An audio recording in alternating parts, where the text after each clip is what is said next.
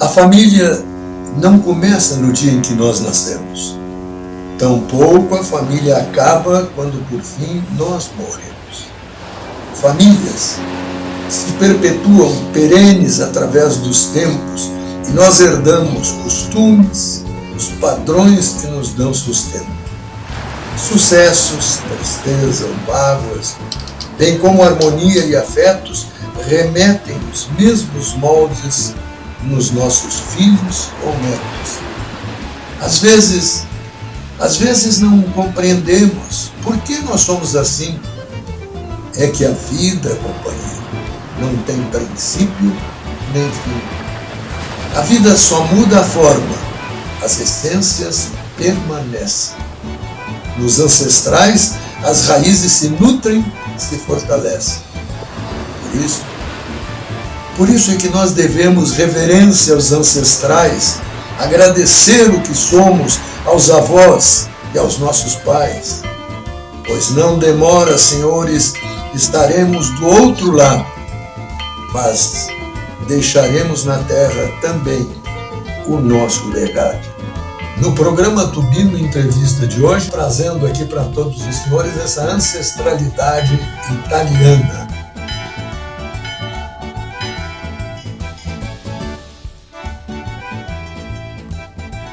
Nos inscreva, aperte aí, dá um like, tudo isso aí é muito importante para nós.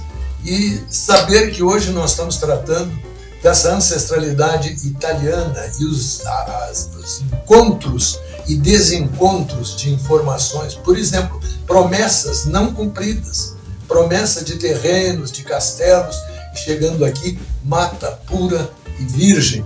É assim que chegaram os nossos antepassados italianos. Se você é da Itália, seu pai, sua mãe, seu avô são italianos, ou são, pelo menos, vindos aqui, como italianos no Brasil, eles estarão hoje sendo mostrados de coração aberto para todos os senhores. E como sempre, nós estamos recebendo a chancela amiga de GBUX Previdência e Seguro de Pessoas. É uma empresa agora com 111 anos de luta, de labuta, de atendimento ao seu público. GBUX, este é o nome. Vamos então agora à ancestralidade italiana, os italianos chegando no Brasil. A maioria dos ancestrais das famílias de imigrantes italianos que hoje vivem na Serra Gaúcha são dessa área do norte da Itália: Trento, Treviso, Brescia, Veneza, Tirol e outros lugares. Nessa região no norte da Itália, normalmente as famílias eram pequenas porque seguidamente perdiam membros da família nas guerras, em doenças e pela pobreza. Eles tinham poucas alternativas para plantar e colher produtos para se alimentar, pois grande parte da região era montanhosa e o clima não ajudava, pois o inverno era muito intenso. O povo dessa região acreditava no cristianismo, nos caminhos que existiam entre os morros. Seguidamente se encontrava o símbolo do cristianismo, onde as pessoas paravam para rezar, depois seguia seu caminho. Com o passar dos tempos, esses pontos se transformaram em capitéis. Isso é bem conhecido na Serra Gaúcha. O bisavô Luigi de Lázari foi batizado nessa igreja no norte da Itália em 1874. Nessa outra igreja, na Áustria, foi batizada a bisavó Fiori Toni Dandel em 1875. As casas onde eles moravam não tinham nenhum conforto. No inverno, o frio e o vento entrava pelas frestas da janela, porta e da parede. Quando chovia, molhava dentro de casa. O piso era de chão batido ou pedra bruta, e o fogo era aberto. Os moradores dessa região cultivavam pequenos pareirais, para fazer vinho para o consumo deles mesmos. Era feito num sistema bem primitivo. A aspareira era cultivada no meio da capoeira. O transporte da uva até a casa era feito de várias maneiras. A uva era esmagada com os pés. Eles mesmos faziam as vasilhas para colocar o vinho. Tinha pessoas que se dedicavam a fazer as ferramentas e dar manutenção a elas para o trabalho na terra, como enxada, foice, machado, a vasilha para transportar água e outras. E também fazia os utensílios para a cozinha, para cozinhar a comida. As mulheres e as moças, além de trabalhar na terra, faziam os trabalhos da casa e trabalhavam em pequenas tecelagens, num sistema bem primitivo, para fazer roupa para a família. Nessa região não tinha muitos homens ou rapazes. Muitos deles iam para as guerras e morriam em combate. Para o trabalho na terra, algumas famílias tinham uma junta de boi e um arado para ajudar a virar a terra. Os outros trabalhos eram todos trabalhos braçais. As famílias tinham poucos animais. Esses animais ficavam soltos ao redor da casa. O sistema de transporte de produtos da roça para casa, como cereais, a uva, a lenha para o fogo, a madeira para a casa, era feito num sistema bem primitivo. Era nos ombros das pessoas, no lombo dos cavalos ou por uma carroça puxada por bois e cavalos. As mulheres trabalhavam na roça como os homens, inclusive nos serviços pesados. Ciao ragazzi, sejam bem-vindos a mais um vídeo aqui do nosso canal Vida Italiana. Hoje vamos falar sobre a história da imigração italiana. Mais de 1,5 milhão de italianos vieram para o Brasil mais de 100 anos atrás e ajudaram a construir grandes cidades do Brasil. Então, isso tem uma importância gigante e a gente vai explorar um pouco dessa história. Se você é descendente de italiano e sabe de onde veio o seu antepassado, deixa aqui nos comentários de onde veio o seu antepassado italiano. A imigração italiana ela durou cerca de 100 anos, de 1875 até 1975, falando da imigração italiana para o Brasil. Então, durante esse período, todo esse período, vieram cerca de 1,5 milhão de italianos para o Brasil. E esse 1,5 milhão deu origem a 27 milhões de descendentes de italianos hoje, que vivem no Brasil hoje, são cerca aí de 27 milhões de italianos. Então vamos explorar um pouco toda essa história, tudo o que aconteceu, num contexto aí explicando todo o sofrimento dos nossos antepassados, quem é descendente de italiano, obviamente. Então vem comigo nesse vídeo que você vai gostar, eu tenho certeza. Vamos para a história da imigração italiana, que está incrível. A título de curiosidade, no dia 21 de fevereiro é comemorado o Dia do Imigrante Italiano, data aí importante para a gente estar comemorando. Começando então a falar da história, a principal razão pela qual os italianos deixaram a Itália e enfrentaram aí mais de 30 dias de viagem para chegar no Brasil foram razões econômicas, sociais e econômicas.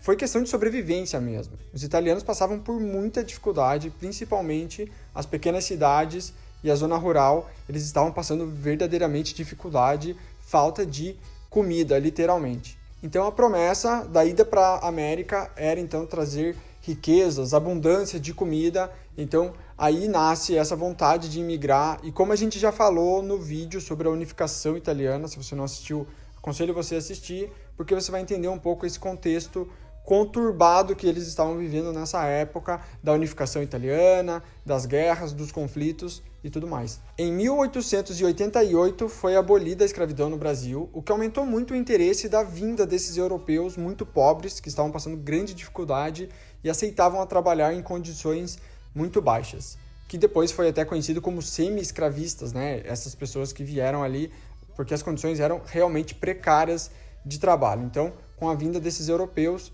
que já eram muito pobres na Europa, estavam passando dificuldades, aceitavam a trabalhar ali por um ganho muito baixo. A imigração italiana não foi algo fácil, não foi mole para os italianos que fizeram essa viagem, e muitos deles tiveram promessas que os iludiram na época. Então, é possível a gente ver folhetos daquela época onde você vê promessas que, na verdade, são enganações mesmo, né?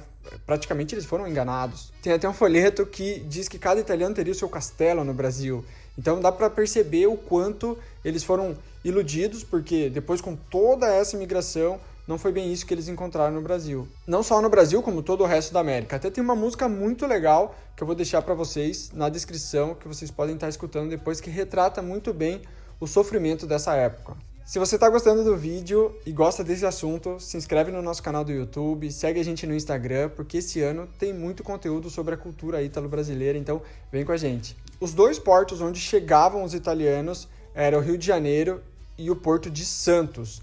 No começo, muitos italianos iam para o sul do Brasil, mas primeiro eles desembarcavam ali e depois eles faziam a viagem para o sul, numa embarcação menor. Então, primeiro eles chegavam ou em Santos ou no Rio de Janeiro e depois que eles iam para o sul. Vou tentar contextualizar um pouco para a gente entender o sofrimento que foi na época. Então, para começar, os homens e mulheres eram separados, desde o navio, depois na chegada a mesma coisa.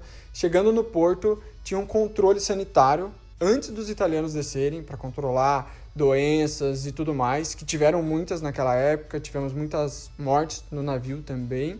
E mesmo depois do controle sanitário, eles chegavam nas hospedarias e eles ficavam em quarentena. Nesses 40 dias, nessa quarentena, eles mal podiam sair nas ruas, que se saíam, tinham que sair acompanhados. Então, pensa que depois de você viajar 40 dias, ainda você fica mais 40 dias ali preso, sendo controlado e tudo mais. Realmente não foi um período fácil. Então, para quem chegava no Rio de Janeiro, ia para a Hospedaria das Flores. Então, tinha uma pequena viagem para ser feita ainda. Depois que eles chegavam, ainda assim eles tinham uma pequena viagem para fazer, para ir até a hospedaria. E em São Paulo, a gente tinha 3 hospedarias, porque eles chegavam em Santos e tinham que ir até São Paulo. Então, tinha uma outra viagem ainda que eles faziam de trem. Então, as hospedarias de São Paulo eram no Bom Retiro, Brás e Bela Vista. E para quem foi para o sul do Brasil, então chegava nesses portos e depois ainda tinha que fazer uma viagem para o sul com uma embarcação menor. Para o Rio Grande do Sul, ainda eles tinham que ir para o extremo sul do Rio Grande do Sul e ainda pegar uma outra viagem com barco ainda menor para daí chegar ali em Porto Alegre. Em 1875 foram criadas as primeiras colônias no Rio Grande do Sul, que era na Serra Gaúcha, Garibaldi e Bento Gonçalves. A maioria desses italianos dessa época, desse início, vieram do Vêneto e da Lombardia. E também nessa mesma época foram criadas as colônias catarinenses, Criciúma e Uruçanga. A imigração também aconteceu no estado do Paraná, nas regiões de Antonina, Paranaguá e Morretes, fundando as colônias Nova Itália e Alexandra. Porém, o clima na região do Paraná era difícil para os italianos. Se você já teve a oportunidade de ir para aquela região, é muito quente e, nossa, pensa para quem está acostumado com o clima europeu, pegar aquele clima ali não deve ter sido uma coisa muito fácil. Com isso, começou-se então uma migração em direção da capital, de Curitiba. No Paraná foram criadas 14 colônias italianas, fora ainda as colônias que foram criadas mistas, né? Com Itália e outros países também tiveram aí ainda mais colônias com italianos no estado do Paraná. Em 1880 foi criada uma nova colônia italiana em Caxias do Sul. A principal atividade desses italianos do sul do Brasil eram a uva e o vinho, que inclusive até hoje produzem os melhores vinhos do Brasil. Apesar da grande migração do sul do Brasil, quem mais recebeu italianos foi o Sudeste. Isso devido à expansão das fazendas de café e à grande demanda, e isso depois começou a expandir, a imigração italiana começou a ir para os estados do Rio de Janeiro, de Minas Gerais e do Espírito Santo. Muitos italianos, depois de um tempo trabalhando, conseguiam juntar o seu dinheiro e comprar as suas próprias terras, e então, com uma mente mais empreendedora, conseguiram prosperar. Alguns poucos italianos tinham propriedades aqui, conseguiram vender e quando foram para o Brasil foram com dinheiro e daí conseguiram já chegar ali comprando ou terras ou comércios e coisas assim. A cultura italiana no Brasil é uma coisa muito forte, a gente consegue ver isso até nos dias de hoje, tanto na religião, agricultura, língua, gastronomia, né? A pizza, o macarrão, vinho, tanta coisa que a gente come até hoje inclusive o panetone de Natal, que vem de Milão. Então, o panetone de Natal é uma coisa que a gente traz aí enraizado da cultura italiana. No Brasil, durante este período de imigração, a gente teve diversas nacionalidades entrando no Brasil e os italianos representaram 42% de toda essa imigração. Bom, então temos aqui as 5 regiões da Itália onde saíram o maior número de italianos para o Brasil. Em primeiro lugar, o Vêneto. Em segundo lugar, temos a Campania. Em terceiro lugar, a Calábria. Em quarto lugar, a Lombardia. E em quinto lugar, Abruzzo. Então, essas foram as 5 regiões de onde mais saíram italianos que foram para o Brasil. Segundo a Embaixada da Itália no Brasil, temos mais de 27 milhões de italianos e descendentes vivendo no Brasil. Vamos dar uma olhada aqui no mapa, onde está concentrada, então, essa quantidade gigante de italianos. Aqui no mapa podemos ver, então, a porcentagem dos italianos em cada estado. Por exemplo, no Espírito Santo, 65% da população do estado é descendente de italiano. Só em São Paulo temos 12 milhões de descendentes.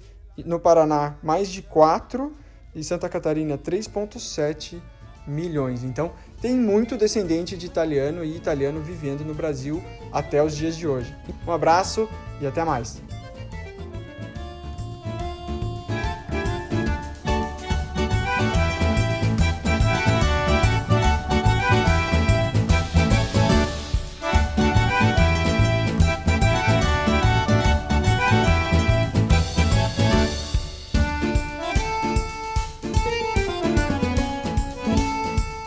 Pois é, meus amigos, gostaram do vídeo? Pois nós estamos trazendo aos senhores todas as ancestralidades que compõem esse nosso Brasil imenso. Já falamos aí uma ancestralidade africana, né, com um respeito maravilhoso aqui, com uma cultura que nos trouxeram também. E hoje, especialmente a ancestralidade italiana. Você é italiano? Não? Descendente de italiano? Então nos escreva dizendo qual a região da Itália que pertence à sua família. E agora vamos agradecendo a GBUX Previdência e Seguro de Pessoas, essa empresa centenária, hoje com 111 anos de luta, de trabalho, sempre atendendo seus associados. Na próxima quinzena nós estamos trazendo um programa muito especial, queremos contar com a sua presença. Até lá, um abraço muito especial em nome de GBUX e em nome de toda a ancestralidade italiana.